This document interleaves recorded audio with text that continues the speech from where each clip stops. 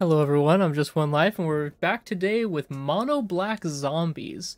This list sacrifices the blue in the deck, so no Necroduality and no Overcharged Amalgam. But what it gains is some more recursion, and it also has Ebon Death Draco Lich, which is a card from a while ago, but I haven't really seen many good homes for this card.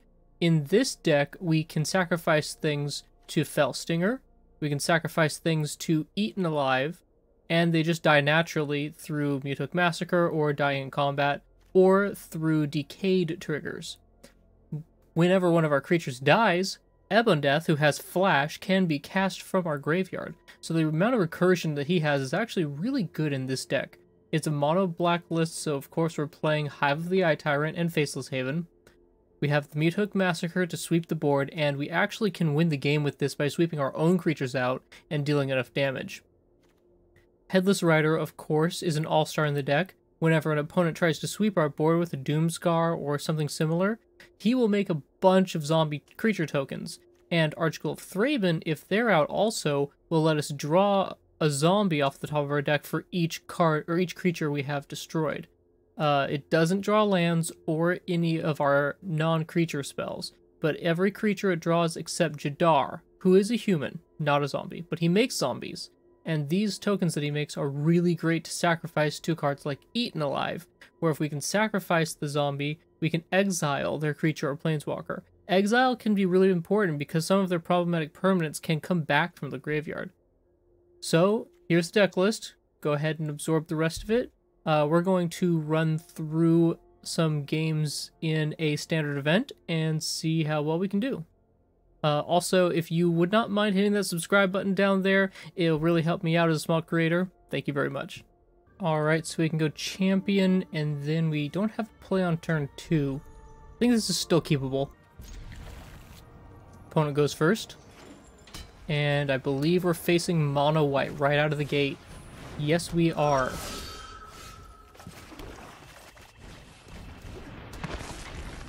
So the real question here is, do we block? Or, if they play a more important creature, do we sacrifice champion to Eaten Alive to get rid of it? Like if they play a Luminarch right here, it might be better to get rid of the Luminarch than to get rid of the Usher. They do attack. And they're boasting. We'll just take it, because in a couple of turns we can Meathook Massacre. In fact, we could Meathook Massacre just next turn and get rid of their 1 toughness creatures.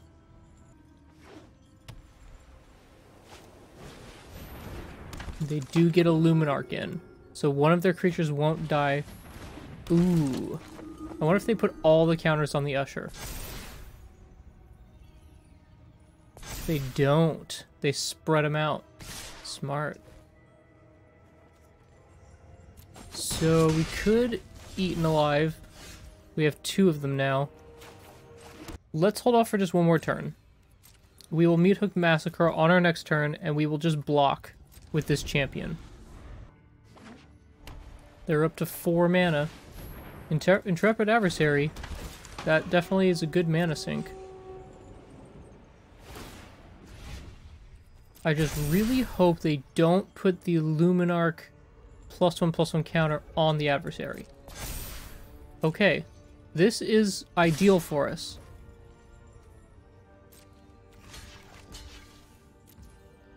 This is as good as we could ask for it to be. We're gonna gain a bunch of life back.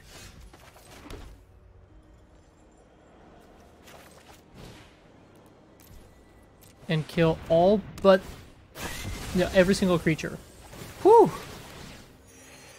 Alright, we might be in it. Now we can Fellstinger, and we have we're mono kill spells now. Eaten Alive, Infernal Grasp. We can actually pay the alternate cost of 4 additional mana, so a total of 5.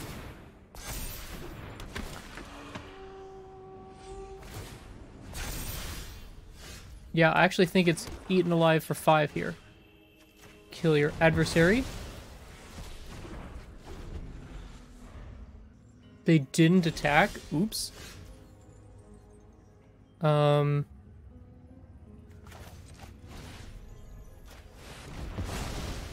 Kill your last creature. Will we ever cast Aghanim? I don't think we will cast this, so we'll put it in as a land. Whew. Mono white. Not in a good spot right here. Or we have 4 copies of the 2/3 that for 5 mana it gets a pulse and pulse encounter and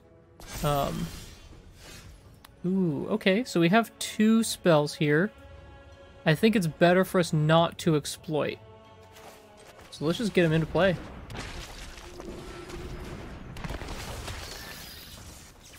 We could have just instead cast another Mutog Massacre. But I think I like this. I imagine they don't attack. They do attack. Huh. Oh, they're boasting. Well, I am absolutely blocking. So we will look at the top 2. Yep, we'll draw that. And we will draw Shambling Ghast. Alright. Plus a land. So let's Ghast first. And then Fellstinger. Exploiting the Ghast. We'll draw 2 and lose 2 life. And kill their monk. Now if I was mono white, I would probably be willing to concede right here.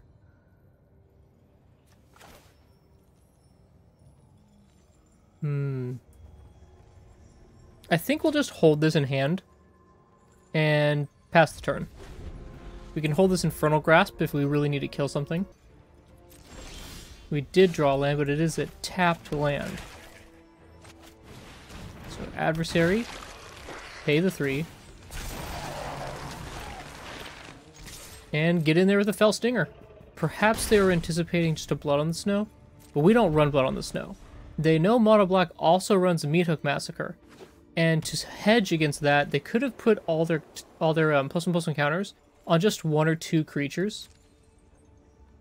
It would be worse against an Infernal Grasp or against our Eaten Alive, but it's much better against getting the whole board swept because they have the ability with their Luminarch to rebuild another creature. So Archghoul is wonderful here. And then we Fellstinger. Sacrificing a token. Draw 2, lose 2.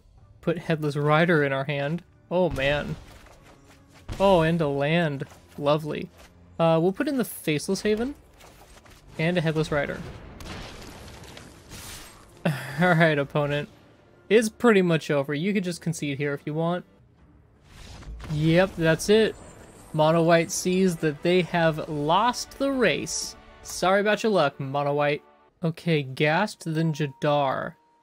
Yeah, this seems good. We also have an Infernal Grasp for if anything is really problematic. But Ghast just is such a wonderful creature early. Blue. Yikes. Hate seeing blue. Probably gonna see red this turn. Blue-black. Oh, is this Dimir Control? Oh man, should I play around the Jawari Disruption? Yikes. 2 open mana, do nothing. I can't just run into a Jawari. Of course, now they could just have another counterspell. Yikes. I didn't see a pause. Alright, get Jadar in there. Okay. Jadar's not a zombie, so it doesn't grow the champion, but he makes a zombie, which grows the champion. And importantly, and this is a really cool synergy, we can just attack with our Decayed token every turn, and then that will grow Jadar, or that will grow champion every single turn. So we'll wait till next turn to play the Tainted Adversary. Also, I'm worried about some kind of sweeper from our opponent. They've done nothing. We are 1 land away from activating Hive of the Eye Tyrant because it costs 4. Alright, zombie dies. And we just pass. Make another zombie. Champion grows.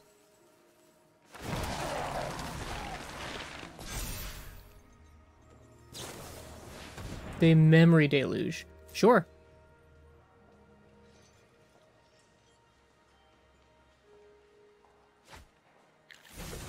Now, I would love for our opponent to cast Leer right here.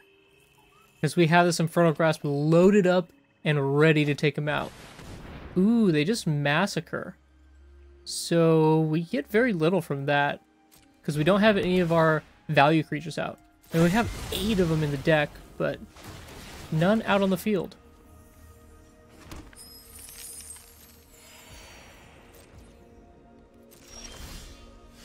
Alright. Let's just get in Tainted Adversary, paying the extra 3.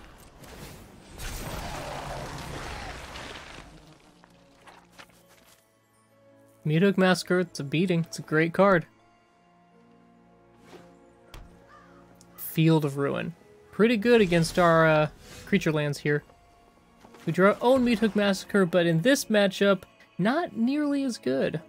Not nearly as good. Alright, well let's just fire up the Faceless Haven. Let them field it. It's technically correct to tap this here. Now, is there anything we could do for 4 mana? Not really. We could just drop a Meathook Massacre into play. Let's do that. Let's play this for 0.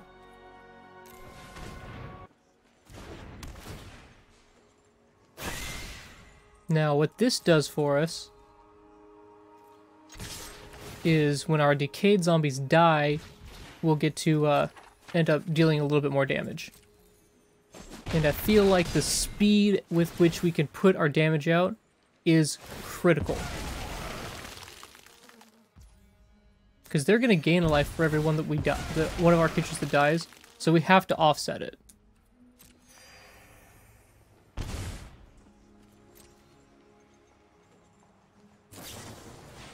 Yep, Memory Deluge again. Sure. Next turn, we have to get in with the Hive unless we draw something good. And even then, we might still just get in with the Hive. They're going to need some kill spells here or some blockers. Ooh, those are blockers. A couple of 1/1s.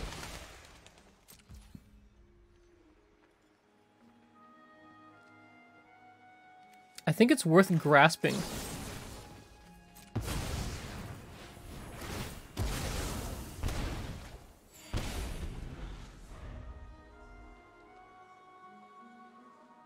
This gives them less blockers for when we start coming in.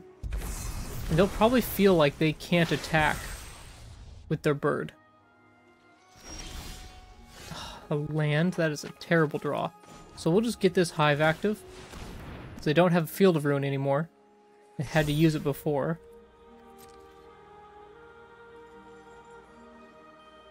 And they have a spell for us. Fading Hope. Sure. Well, we haven't played a land this turn, so we can just drop that right back into play for next turn. And they're going to block with the bird. The Massacres offset each other. Alright. Their Alrund's Epiphany turn has basically blanked our turn as well. Alrund's Epiphany is such a messed up card. I mean, take an extra turn and make 2 birds. Ugh. Was this card a mistake? Was printing this card a mistake? I don't know. I mean, there are multiple decks built all around just that one card. Wow, they're spending their whole turn flashing back a Memory Deluge. With 1 blue mana open, I can only assume that they're fishing for another Fading Hope.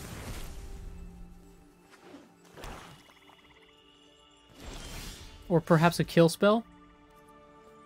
Let's see if we power this up. 1, 2. Let's try it. Hive. Opponent has something.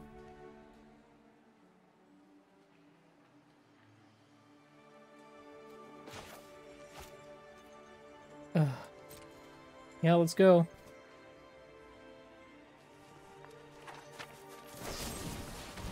Okay, they have the Infernal Grasp. And unfortunately, we are in combat now. So we can't use the mana to cast our Archghoul.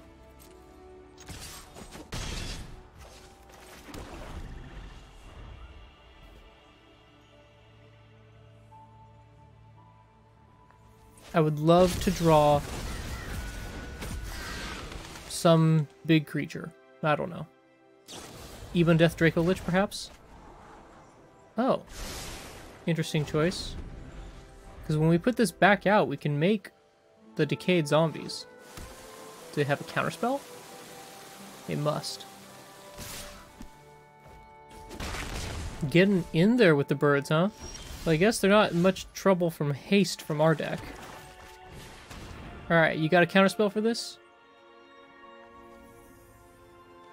Saw it coming. There it is. They still have more. They probably have a saw it coming for this one too. No, they don't. They just want a flashback memory deluge. Yep, sure enough. Now, this is a pretty scary position because they're going to go up to 6 cards in hand plus a Foretold card. So we might just get absolutely buried in value here.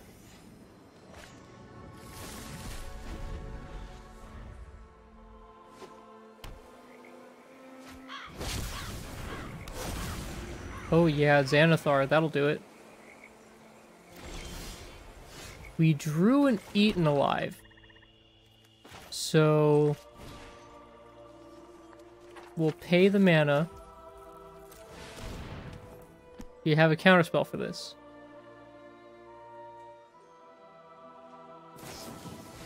They do. Alright, that's it. That's enough. We're out of here. You took it over, Dimir Control. Good game. Alright, we are 1-1, and we have an excellent opener. So let's keep it. The only thing that would make this opener a little bit better would be drawing a Jadar. We drew another Shambling Ghast. That's not bad. Opponent has one also. Opponent is black-red. Is this Rakdos Sacrifice?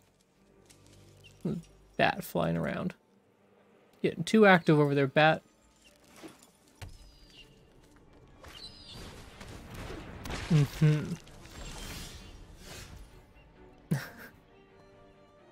So we could just Meathook Massacre next turn and not cast our Ghast. Yeah, sure. Is that short-sighted? That is short-sighted, because they all have indestructible type creatures, and we really want to get around that. So we need to save the Meathook Massacre.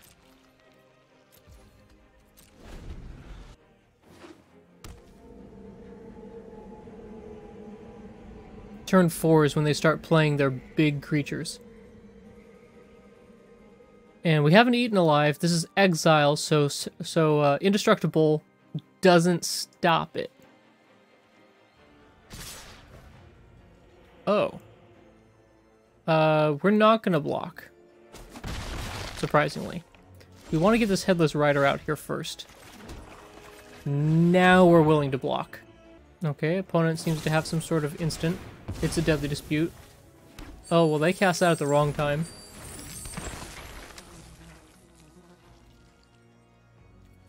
No Dax. So what they should have done is wait for Headless Rider to resolve. Then Deadly Dispute, and -1/-1 the Headless Rider. Ooh, a gold span. Well, we can't block that. It's gonna get in there. But we can eat it alive.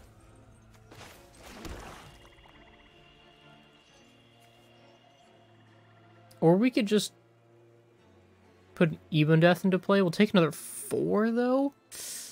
Yikes. Okay, we're going to eat it alive. So, additional cost is sacrifice a creature. We'll kill Goldspan, sacrificing Shambling Ghast. Create a treasure. Now we can still cast Ebon Death.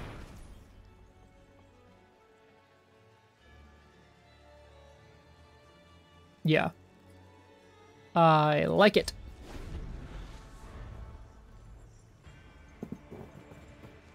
Since their creatures are flying, Ebon Death is going to be important. Ooh, they had another Goldspan. Well, it's a good thing I didn't try and just take 4 here, because yikes.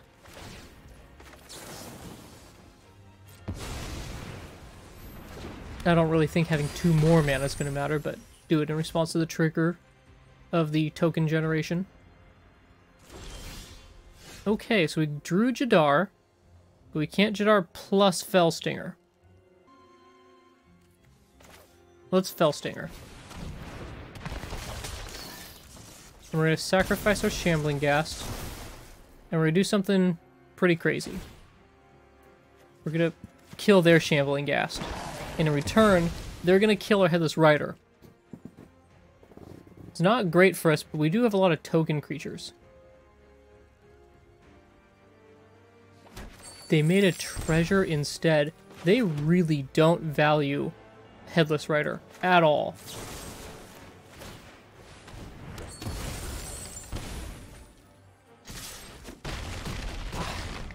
I don't really understand what's going on our opponent's side of the board. What do they have in hand? I mean, they had access to 10 mana, so they just don't have any instants to cast. Now they only have access to 9 only. 9 mana is a ridiculous amount. Drawing this Infernal Grasp was pretty awesome. Another one?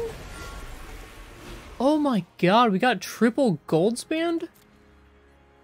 Holy crap.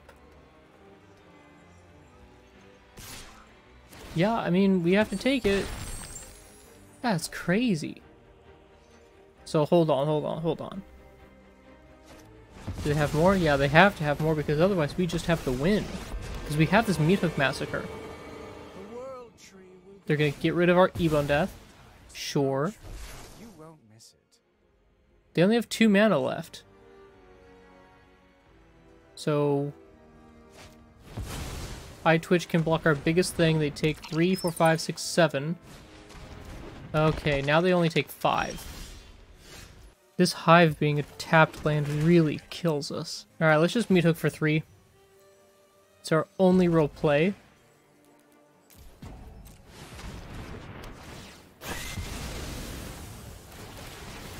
This gives us enough life to survive.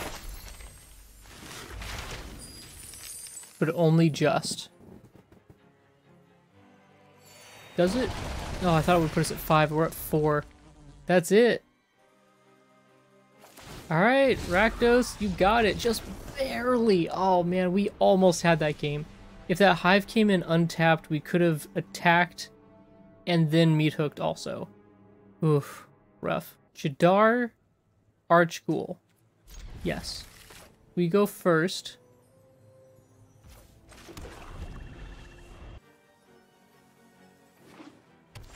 Okay, Plains Pass. Look at these grumpy and happy cats. Oh my gosh. Jadar. So you have a white over here. What is it? Selesnya? It's white-green? Could be white-black Clerics. Could just be mono-white, but no snowlands. Seems odd. Mono-white plays Faceless Haven, so... Okay, could still be Clerics. Could be green-white humans. Let's just go with the Eaten Alive. Sacrifice a creature. Kill your Luminarch. Sacrifice this useless creature. And let's just get a Tainted Adversary into play. Good old 2/3 Death Touch.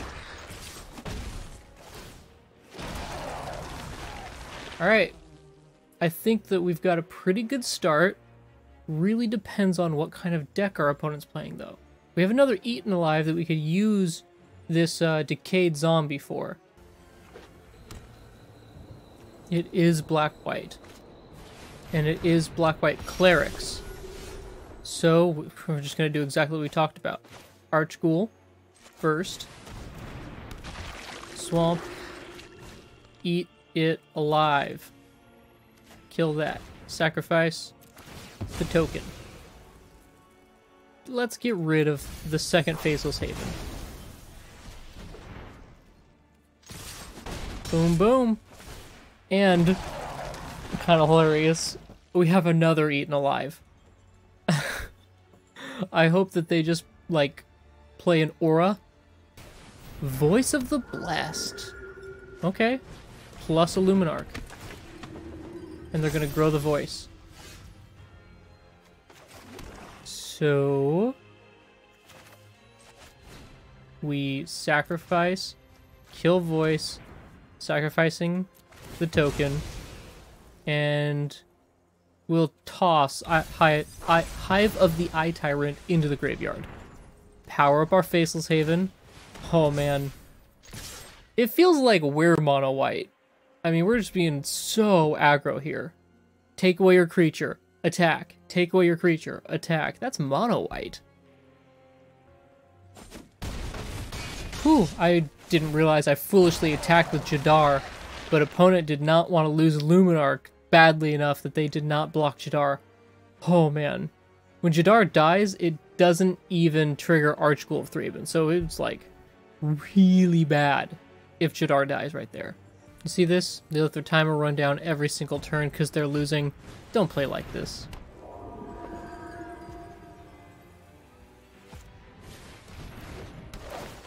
Sure. You can also buff Blessed one more time.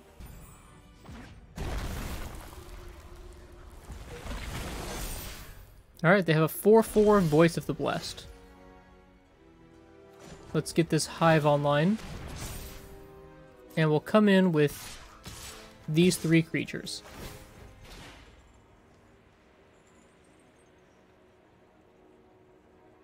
This time we're not stupidly attacking with everybody. We want to keep this Jadar alive, and we want to keep Archghoul alive. Not surprisingly, our opponent lets the timer run down before they actually block. But if this timer hits 0, they choose no blockers. Boom, timer hit 0. Fail. Good game, stalling, lost it for them. Alright, we are 2-2 with a Champion of the Parish start. Sure. Champion, then Tainted, then Archghoul. Seems like a great 1-2-3. And we're even on the play. Now with a Liliana here and no sleeves, this psychopath looks like they're playing Clerics.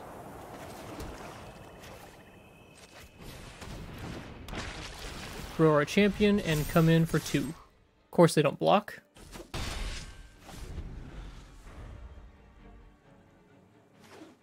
Voice of the Blessed? Yes, it is. So we could eat that alive, or we could wait a turn.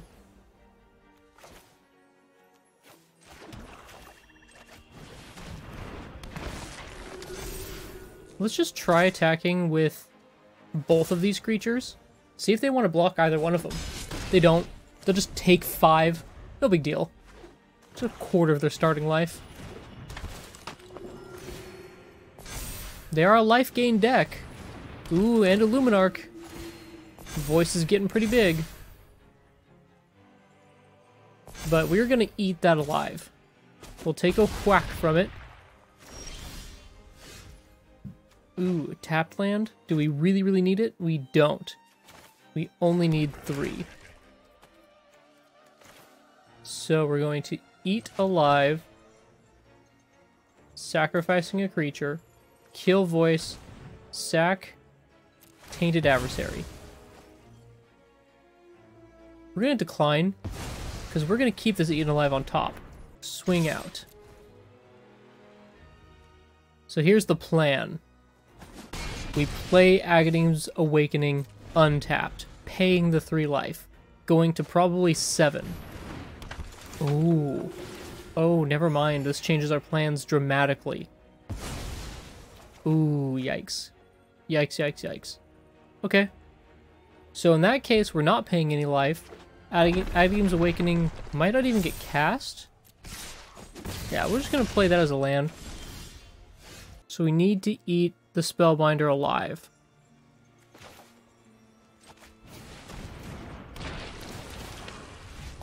To do that, we need to put this in untapped. And then we'll sacrifice a creature, killing Elite Spellbinder. Hopefully draw a card. Yes, it's champion. Not the greatest draw, but it is a draw. If we tack out here, we take 5. We just can't attack yet.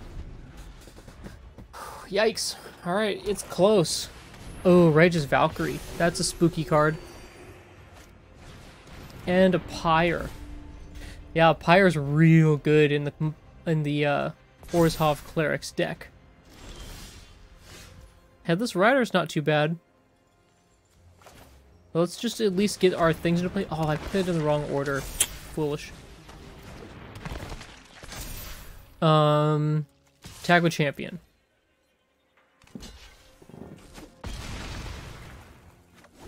Chump. They played the back half and pyre away probably this Luminarch. No, they pyre away the disturbed side. Uh-huh. They get a pretty large Voice of the Blessed. They can make it a 5/5.